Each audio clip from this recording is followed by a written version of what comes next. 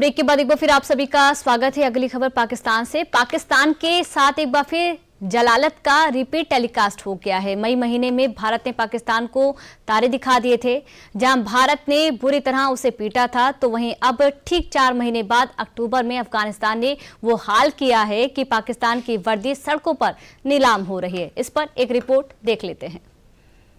पाकिस्तान के साथ एक बार फिर जलालत का रिपीट टेलीकास्ट हो गया है। मई महीने में भारत ने पाकिस्तान को तारे दिखा दिए थे, भारत ने बुरी तरह पीटा था, तो वहीं अब ठीक 4 महीने बाद अक्टूबर में अफगानिस्तान ने वो हाल किया है कि पाकिस्तान की वर्दी सड़कों पर नीलाम हो रही है। पहले मई में भारत के आगे सीज फायर की भीख पाकिस्तान मांग रहा था और अब तालिबान के आगे पूरा सरेंडर कर दिया है। जिस देश के पास ठीक से अपनी सेना और हथियार तक नहीं है, उसने पाकिस्तान में घुस कर मारा, उसके चौकियों पर कब्जा कर लिया और सैनिकों को बंदी बना लिया। अफगानिस्तान में तालिबान लड़ाके पाकिस्तान पर जीत का जश्न मना रहे हैं। तालिबान के जवाबी हमले के बाद कुछ पाकिस्तानी सैनिक डूरंड रेखा के पास अपनी सैन्य चौकियों को छोड़कर भाग गए हैं। तालिबान लड़ाकों ने इन चौकियों से पेंट और हथियार जब्त किए हैं और इन्हें जीत की निशानी के तौर पर पेश किया है। पाकिस्तानी हवाई हमलों में बुधवार को काबुल और कंधार में 15 अफगान नागरिक मारे गए और 100 से ज्यादा घायल हो गए थे, जिसके बाद अफगानिस्तान ने बॉर्डर पर टैंक भेजे थे। इससे पहले पाकिस्तान सुरक्षा बलों और अफगान तालिबान के बीच मंगलवार रात को झड़पें हुई थी। ये तस्वीर इस बात की गवाही है, ये सबूत है पाक की नापाक हरकतों की, पाक की आतंकवादी सोच की। तालिबान लड़ाकों ने पाकिस्तान की सेना पर कहर बरपा रखा है। तालिबान लड़ाके पहले पाक सेना के सैनिकों को मारते हैं, फिर उनके कपड़े उतारते हैं, फिर पाकिस्तान के किसी चौक पर टांग देते हैं। कहर इतना कि जवाबी हमला इतना प्रलयकारी कि पाकिस्तान सैनिक डूरंड रेखा के पास अपनी सैन्य चौकियों को छोड़कर भाग गए थे। 9 अक्टूबर की रात जब पाकिस्तान के लड़ाकू विमान ने काबुल पर हमला किया, उसके बाद से तालिबान और अफगानी लोग पाकिस्तान के खिलाफ एकजुट हो चुके हैं। डूरंड लाइन पर 7 जगहों पर संघर्ष जारी, 200 से ज्यादा सैनिक दोनों तरफ के मारे गए। तोगम बॉर्डर पर गोलीबारी जारी, पाकिस्तानी सेना की 25 चौकियों पर तालिबान का कब्जा।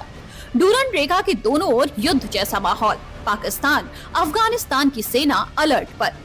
पिछले हफ्ते शुरू हुआ संघर्ष अब युद्ध के मुहाने पर खड़ा है, टैंक तैयार है, दोनों देशों की सेना अलर्ट पर है। अफगान लोगों का कहना है कि पाकिस्तान ने काबुल पर हमला करके हवाई क्षेत्र का उल्लंघन किया है, जिसका करारा जवाब मिलेगा। दोनों देशों के बीच विवाद की जड़ डूरंड लाइन लाल हो रही है। अब आखिर क्या है ये डूरंड लाइन, आप इसको भी समझिए। डूरंड लाइन समझौता 1893 में ब्रिटिश भारत और अफगानिस्तान के बीच हुआ था। डूरंड लाइन ने अफगान पख्तून समुदाय को 2 देशों में बांट दिया।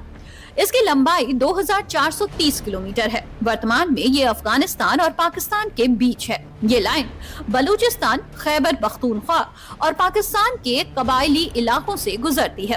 तालिबान इसे नहीं मानता है। उसका कहना है कि इस समझौते को खत्म माना जाना चाहिए।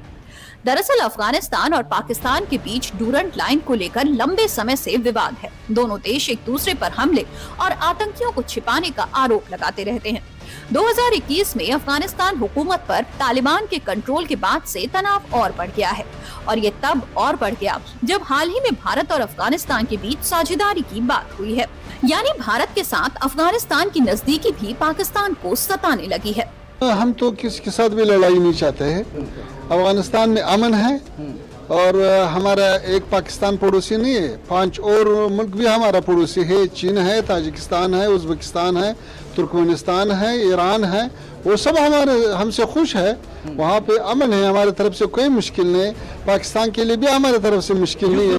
लड़ाई के ठीक बाद 15 अक्टूबर को शाम करीब 6 बजे दोनों देशों ने 48 घंटे का अस्थायी सीज फायर घोषित कर दिया था।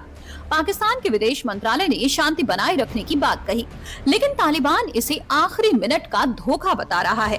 तालिबान का कहना है कि पाकिस्तान ने जानबूझकर सीज फायर से ठीक पहले हमला किया ताकि उन्हें सैन्य रूप से कमजोर किया जा सके। हालांकि अभी तक तालिबान ने सीज फायर का पालन किया है, लेकिन मुजाहिद ने चेतावनी दी है कि अगर पाकिस्तान ने फिर धोखा दिया तो जवाब दिया जाएगा। त्योहारों के मौके पर आजमगढ़